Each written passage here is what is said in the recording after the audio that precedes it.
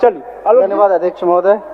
चलिए महोदय, ऊर्जा विभाग से जुड़ा हुआ सवाल है और ये पूरे झारखंड से जुड़ा हुआ सवाल है, जिसमें ऊर्जा विभाग में जो भी कर्मी काम करते हैं, जो डेली बेसिस पर अपना कार्य करने के काम करते हैं, क्या यह बात सही है कि झारखंड प्रदेश में विगत 14 वर्ष से झारखंड ऊर्जा विकास निगम के अनुसूची अनुबंधन या संविदा के 6000 लोग ईमानदारी और निष्ठा से मानव दिवस कर्मी के नाम पर अपनी सेवा दे रहे हैं। अध्यक्ष महोदय, ये तमाम ऐसे लोग हैं जो पूरे झारखंड के भिन्न भिन्न, आप पूछिए माननीय सदस्य, आप इसमें जो आपका प्रश्न है, प्रश्न के परिप्रेक्ष्य में उत्तर है, उत्तर के बाद आपको कहाँ आपत्ति है उस विषय को रखिए।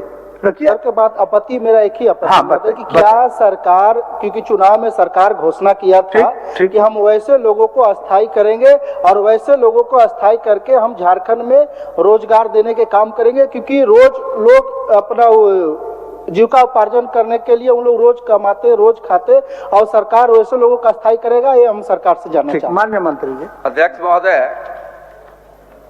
अगर आप पूरक उनके प्रश्न को पढ़ेंगे, कहीं अस्थायी करने का नहीं चिंता व्यक्त किया है माननीय सदस्य। उनके द्वारा जो चिंता व्यक्त किया गया है, मुख्यतः चिंता है कि मानव दिवस कर्मी को ईपीएफ और ईएसआईसी नहीं मिलता है महोदय, ये चिंता व्यक्त किए हैं। और कहाँ दिशा विहीन हो गए महोदय, कहाँ दिशा विहीन हो गया महोदय।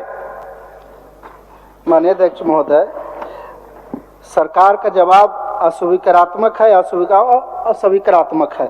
सरकार से तो हम एक ही पूछ रहे हैं कि इसमें कोई चिंता व्यक्त नहीं किया गया है, लेकिन सरकार वैसे व्यक्ति को, चाहे वो गर्मी का दिन हो, ठंडा का दिन हो या बरसात का दिन हो, जिन्होंने गांव में खुद मंत्री जी का क्षेत्र में भी लोग बिजली व्यवस्था करने के काम करते हैं, जिनको सरकार निविदा के आधार पर 8000, 7000, 9000 रुपया देता है। सरकार वैसे लोग के लिए कोई व्यवस्था बनाए ताकि उसका भी परिवार। एक चीज और महोदय, कि अगर उस व्यक्ति के किसी भी बिजली मिस्त्री को, किसी भी व्यक्ति को अगर मृत्यु हो जाता है तो उसका परिवार रोड पर आ जाए। सरकार अगर कुछ ऐसा नियम बनाए ताकि उस परिवार के लोगों को भी उस कड़ी से जोड़ा जाए, किसी व्यक्ति को बिजली से मृत्यु हो जाए तो परिवार के लोगों को उसकी सहायता मिले, नहीं तो मर जाने के बाद परिवार का कोई मालिक नहीं है महोदय, पूरा रोड पर चलाता है पूरा परिवार, पूरे झारखंड से जुड़ा हुआ महोदय। माननीय मंत्री, माननीय सदस्य की जो चिंता है जी, उस चिंता को पहले हम दूर कर देते हैं महोदय, कि जहां ईपीएफ और ईएसआईसी का कटौती नहीं हो जाता, उनको सुविधा नहीं मिलता है, तो माननीय अध्यक्ष के लिए हम पूरा खाता बही लेकर आए अध्यक्ष महोदय, पूरे राज्य का सबको मिलता है महोदय, जितने मानव कर्मी है। और दूसरा जो उनका चिंता है महोदय कि रोड में एक्सीडेंट होता है, घटना दुर्घटना होता है, मैं मानता हूं महोदय वो हमारे लोग ही हैं, झारखंड के लोग हैं, और उनके लिए भी व्यवस्था किया गया है। अगर कोई कार्य करते हुए कोई मानव कर्मी का डेथ हो गया, उसके लिए भी प्रावधान निहित है महोदय, उसको उचित मुआवजा मिलता है महोदय।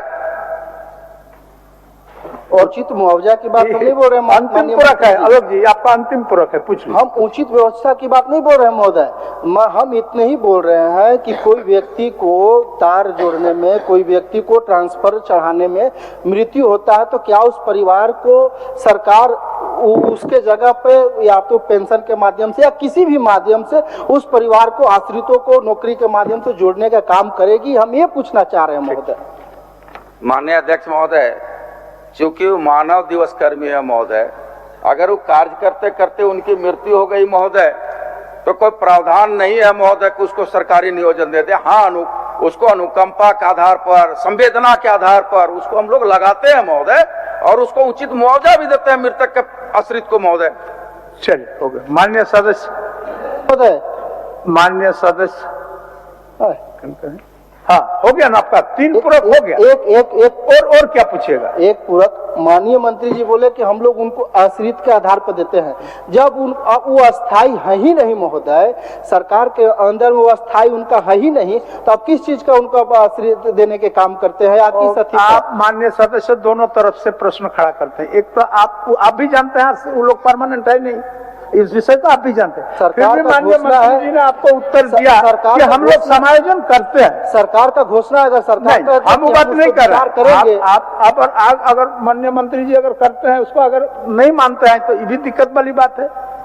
सरकार माननीय मुख्यमंत्री जी है, जवाब दिला रहे कि भाई हम मंत्री जी को कहा जवाब देंगे, माननीय विभागीय मंत्री है ना। बोलिए विभागीय मंत्री जी। मैं तो कह रहा हूँ महोदय, संवेदना के आधार पर हम लोग करते हैं महोदय, उनको देते हैं। कई ठीक है, घटना लोग ऐसी भी है महोदय, ठीक। और उनके क्षेत्र में अगर कोई घटना है तो बताए महोदय, उनको भी संवेदना के आधार पर हम लोग नियोजन दिलवाएंगे महोदय। वहाँ शत्रुघ्न बाबू, मानव दिवस का अवसर शत्रुघ्न बाबू, ठीक है। अगर चलिए, अगर आप देश के किसी भी कोने में रहते हैं, अगर आप पटना आना चाहते हैं और घर जैसे रहने और खाने का आनंद लेना चाहते हैं तो एक बार जरूर आए होटल डायमंटन। संपर्क करें 9572759746, 9031859981, 0612400153।